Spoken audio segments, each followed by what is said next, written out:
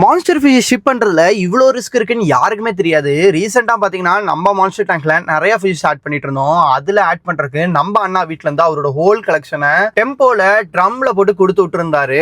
ஒரு 15 மினிட்ஸ் கூட டிராவல் பண்ணி வந்திருக்காது. அதுக்குள்ள நம்ம பெரிய சைஸ் ஆல்பினோ குப்புற போக ஆரம்பிச்சிருச்சு. இதுக்கு மேல லேட் பண்ணக்கூடாதுன்னு சொல்லி எல்லா ஆல்பினோவும் பிடிச்சி நம்ம டேங்க்ல விட்டு ஏர் மோட்டர் போட்டு விட்டாச்சு. அதுக்கப்புறம் பெரிய பெரிய ஃபிஷஸ் அன்லோட் பண்ண ஸ்டார்ட் பண்ணிட்டோம். அதுல ஃபர்ஸ்ட் ஃபிஷே பாத்தீங்கன்னா நம்ம அரப்பைமா 2-3 அடி அரப்பைமா இருந்துச்சு. அதை ஒன்ன கையில பிடிச்சு போட்டுட்டேன். இன்னொன்னு வந்து கவர்ல புடிச்சா போட முடிஞ்சு.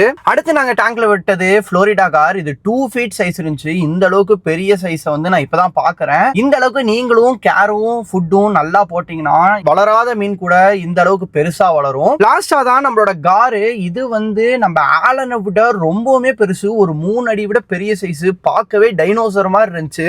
இனி இந்த டேங்க்ல எல்லாருமே பீஸ்ஃபுல்லா சுத்துவாங்க. இந்த ஃபிஷஸை நம்ம கடைக்கு கொடுத்த நம்ம அண்ணாக்கும் ஒரு பெரிய நன்றி.